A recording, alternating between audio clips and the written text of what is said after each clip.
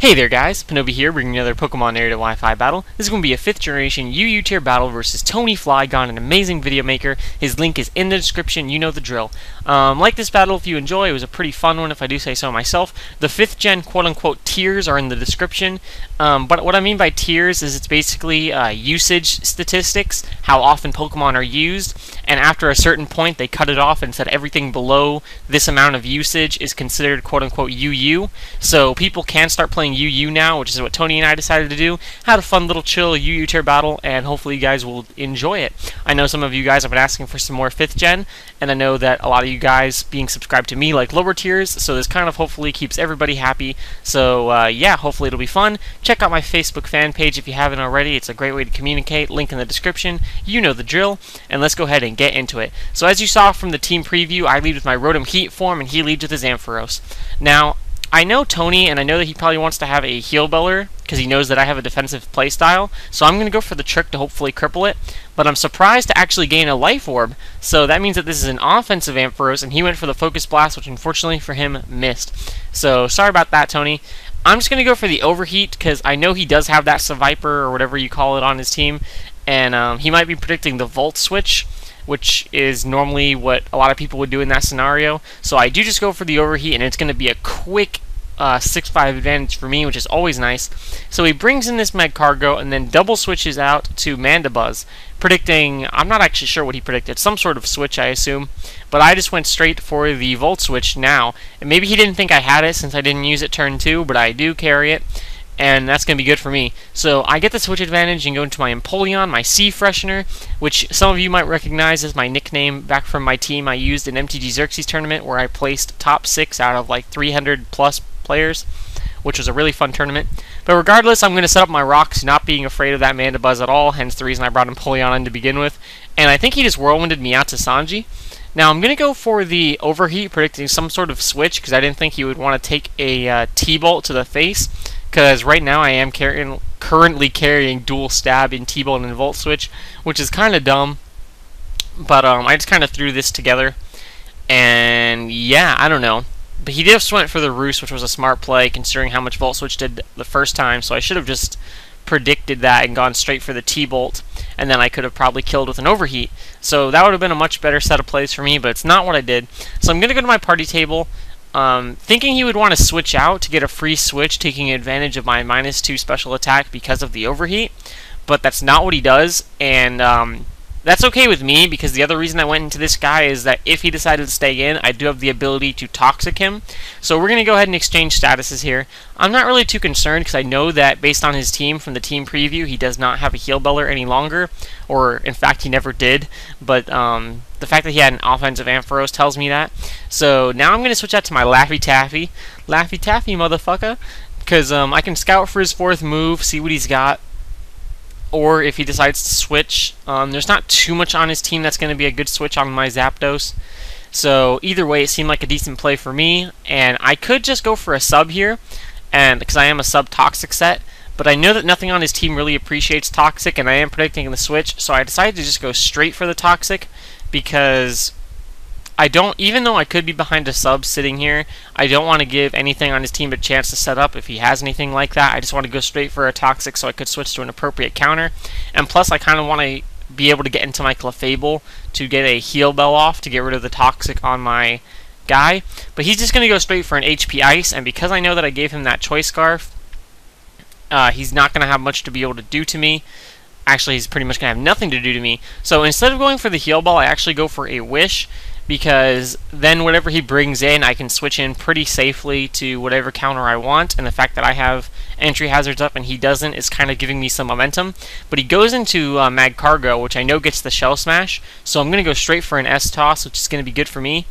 And even though I'm not going to be able to pass the Wish anymore, since the Wish is going to land on my own Clefable, I do have his Magcargo at a reasonably low HP, and he's at -1 defense, so I'm just going to switch into my Hitmontop, because I know I can get the Intimidate, and yeah, that'll put him back to neutral attack, and if he goes for the Stone Edge, which he does, which is awesome for me, one of his 2 stabs, yeah, it's going to be resisted and not do too much damage, even in conjunction with the poison. Yeah, because I have leftovers and all that helping me out. So I'm just going to go for the Sucker Punch. Maybe he doesn't think I have it. Maybe he just wants to scout to see what sort of priority I have to see if whether or not it's a check to his Sharpedo, which would have been a good thought process by him since my cargo was at low HP anyway, and that is what he's going to do. And now that he sees I carry the Sucker Punch, he knows I probably do not carry the Mach Punch, so he's going to bring in Sharpedo and just go straight for a Hydro Pump. So maybe he's using a Pinobi kind of set here on this Sharpedo, maybe. I don't see too many people run Hydro Pump other than my older Sharpedo sets. But I went to my Zapdos predicting the physical move. Not sure if he'd want to go for the other Pinobi Sharpedo-ish kind of move in the Zen Headbutt. But either way, Zapdos was my physically defensive poke, other than Hitmontop. So yeah, I thought I'd be able to take 2 hits or take 1 and force him to switch out. So now I'm going to go into my Sea Freshener, seeing his set, thinking I can wall him and I can threaten him with the Grass Knot. And I do decide to just go straight for the Grass Knot, since Grass Knot is not really the kind of move that I would normally run. And hopefully, I was hoping he would kind of get greedy and go for that Earthquake if he had it, but I haven't seen anything other than Hydro Pump and Crunch from him. So now I'm just going to go for Hydro Pump on his Mandibuzz, because I'm not really afraid of anything it can do. I've scouted its whole moveset. And yeah, it's going to be a good thought process for me. Wow, I'm stumbling here. But the Hydro Pump's going to miss, which really sucks. So here, he Whirlwinded me into Clofoo, which is not too bad for me. It's actually one of my better matchups other than Empoleon on this team to go against this Mandibuzz. As I already stated, my team doesn't really fear it. Just going to go for the Heal Bell, because I know that my Sanji is still poisoned, and so is my party table, both of which are Sanji references from One Piece, if you didn't catch that. And now I'm going to take a switch into Flygon, and I wasn't sure what he would wanted to do. I thought he was going to switch perhaps to Dugtrio, because he can get a fairly free switch on my Clofoo, since the best thing I can do is S-Toss. And considering that he has Brave Bird, I didn't think that he would think that I would want to just S-Toss him. So now I'm going to switch to Flygon again, and I don't know if he predicted me to go back into it or to just stay in with Clofoo, but he's going to go for the Brave Bird. And I probably shouldn't have been trying to go into Flygon in the first place, because that Brave Bird did a little bit more than I thought it was going to do, since he is obviously a bulky Mandibuzz, as most of them are. I thought it would do more, like a third, but yeah, as you can see, it did over 100 damage, so that's kind of bad for me. And it makes me a little bit worried that I can't live an Aqua Jet if he packs it, but since he's Speed Boost, I don't really think he's going to have it. So I just go for the U-turn, see what he wants to do, since I am faster. But he does carry the Protect, as a lot of them do, so it kind of sucks for me.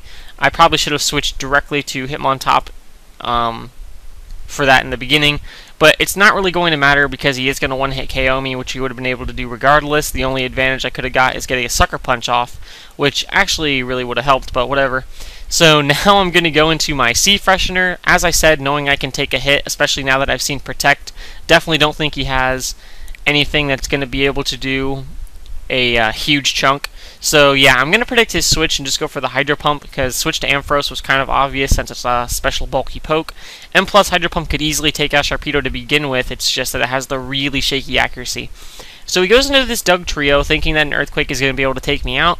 Unfortunately for him, I am a very bulky Empoleon, going to be able to survive that. Not even sure what his item was, if he was Scarfed or something, or even Banded, I don't know, but I feel like Banded EQ should have been able to take me out if that were the case. But I don't really know, to be honest. I should have calced it or something. But I am just going to be able to take him out with the Hydro Pump. Luckily for me, it didn't miss. And now he's going to go for the Crunch, and it's not going to kill. So now I'm thinking his last move is probably Ice Beam.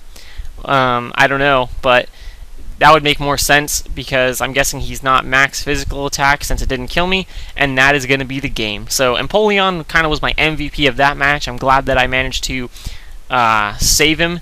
And yeah, hopefully you guys really enjoyed. I thought it was a pretty fun match. You got to see some cool pokes from both ends, both of our teams, I suppose I should say.